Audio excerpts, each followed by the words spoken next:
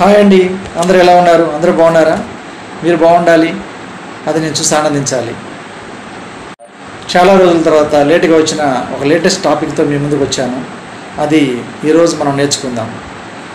మీరు థంబ్నెయిల్ చూసే ఉంటారు. ఈ రోజుల్లో ఎక్కడ లేనంత రద్దీ మందు షాపుల దగ్గర ఉంటుంది. దానికి బానిసైన వాళ్ళ జీవితాలు, వారి కుటుంబాలు ఏ విధంగా రోడ్డున పడుతున్నాయో వారు కూడా తెలుసుకోవాలి.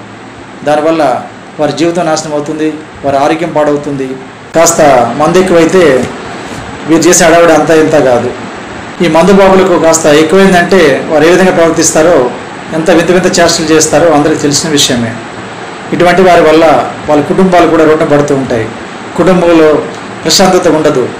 వారి బిడ్డలకు కూడా సరైన చదువులు చెప్పించలేరు. వారి పిల్లల భవిష్యత్తు కూడా అంధకారంలోకి వెళ్ళిపోతుంది. ఇంటిని నడిపించే తండ్రి సరైన మార్గంలో లేనప్పుడు ఆ కుటుంబం ఎలా ఉంటుందో ఒకసారి ఆలోచించండి. త్రాగుబోతులుండే కుటుంబం చిన్న భిన్నమైపోతుంది. వారిలో సుఖ సంతోషాలు ఉండవు.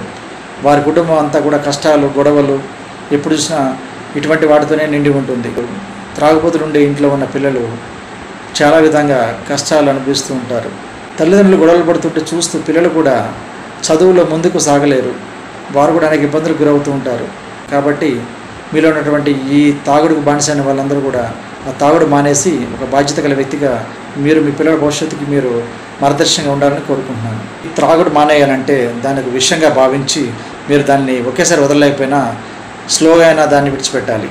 విషం మీ జీవితాన్ని ఎట్లా నాశనం చేస్తుందో, ప్రాణం ఎట్లా తీస్తుందో, మందు కూడా అంతే. దానికి మీరు బానిస అయినట్లయితే అది చెప్పినట్టు మీరు వినాలి. చివరికి మీ ప్రాణాన్ని తీసుకుంటుంది. కాబట్టి దానికి దూరంగా ఉండి దాన్ని మీలో నుంచి తరిమివేయాలి. అప్పుడే మీ జీవితం సుఖ సంతోషాలతో ఉంటుంది. ఆలోచించండి. తల్లిదండ్రులు పిల్లలకి మార్గదర్శనంగా ఉండాలి, కానీ వీరే చెడు వ్యసనాలకు బానిసై పిల్లల్ని రోడ్డు మీద పడేయడం ఎంతవరకు సమంజసం. అందుకే ఈ వ్యసనం నుంచి బయటపడాలంటే మీరు ఒకేసారి మానలేకపోయినా కొద్ది కొద్దిగా తగ్గిస్తూ మీరు కూడా ఒక మంచి బాధ్యత గల తండ్రిగా మీరు కూడా ఉండాలని కోరుకుంటున్నాను. ఇలాగే మద్యం తాగుతూ మీ పిల్లల భవిష్యత్తు అంధకారంలో నెట్టేస్తారో, లేకపోతే బాధ్యత గల వ్యక్తిగా కుటుంబాన్ని సంతోషమయం చేస్తారో మీ చేతుల్లో ఉంది. ఆలోచించండి.